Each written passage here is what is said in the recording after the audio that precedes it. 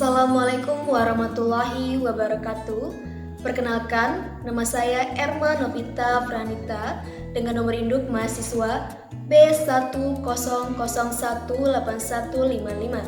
Saya adalah mahasiswi Fakultas Hukum Universitas Negeri Jambi. Video ini dibuat untuk memenuhi nilai ujian akhir semester mata kuliah alternatif penyelesaian sengketa dengan dosen pengampu Ibu Herlina Manik SH MKN. Video ini bertemakan tentang eksistensi alternatif penyelesaian sengketa di Indonesia. Langsung saja, mari kita simak video berikut ini. Peranata hukum perlu dikembangkan untuk membantu atau setidak-tidaknya mengurangi beban pengadilan dalam menyelesaikan perkara-perkara, baik itu perkara perdata atau bisnis, yang semakin lama semakin menumpuk dan bahkan cenderung sulit diselesaikan dengan cepat. Maka dari itu, dibutuhkan alternatif penyelesaian sengketa di luar pengadilan. Pada dasarnya, penyelesaian sengketa di Indonesia terdapat dengan dua cara, yaitu dengan cara litigasi melalui pengadilan dan dengan cara non-litigasi di luar pengadilan. Penyelesaian sengketa di luar pengadilan, pada prakteknya, penyelesaian ini merupakan nilai-nilai budaya, kebiasaan atau adat masyarakat Indonesia. Dan hal ini sejalan dengan cita-cita masyarakat Indonesia sebagaimana tercantum di dalam Undang-Undang Dasar 1945.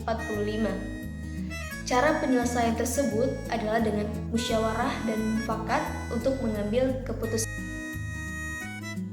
Dalam Undang-Undang Nomor 30 Tahun 1999, pada pasal 1 angka 10 tentang arbitrase dan alternatif penyelesaian sengketa, alternatif penyelesaian sengketa diartikan sebagai lembaga penyelesaian sengketa atau beda pendapat melalui prosedur yang disepakati para pihak, yaitu penyelesaian sengketa di luar pengadilan dengan cara konsultasi, mediasi, konsolidasi, atau penilaian ahli. Agar lembaga penyelesaian sengketa di luar pengadilan mendapatkan dasar hukum yang kuat, maka perlu dimantapkan aturan mainnya, sehingga tidak terdapat ketimpangan dalam praktiknya. Untuk melihat eksistensi lembaga penyelesaian sengketa di luar pengadilan di Indonesia, maka perlu kita kaji bagaimana kedudukan bentuk dari alternatif penyelesaian sengketa menurut hukum positif dan peraturan-peraturan yang berlaku di Indonesia. Undang-Undang Dasar 1945 yang dijiwai Pancasila sebagai dasar filosofi kehidupan bermasyarakat di Indonesia telah mengisyaratkan bahwa asas penyelesaian sengketa melalui musyawarah untuk mufakat lebih diutamakan, khususnya arbitrase yang dapat ditemui di dalam Reglement of the Burgerlijke Rechtsvordering yang disingkat dengan RV yang terdapat dalam Stadsblad 1847-52, Junto Stadsblad 1849-63. Ketentuan ini tetap berlaku sampai dengan berlakunya Undang-Undang Nomor 30 Tahun 1999 yang menyatakan bahwa keseluruhan ketentuan arbitrase dalam Rechtsvordering dinyatakan tidak berlaku lagi. Salah satu kekurangan dalam Undang-Undang arbitrase ini tidak diatur aspek-aspek internasional dari arbitrase. Padahal, transaksi perdagangan internasional makin berkembang di Indonesia dengan berbagai klausa.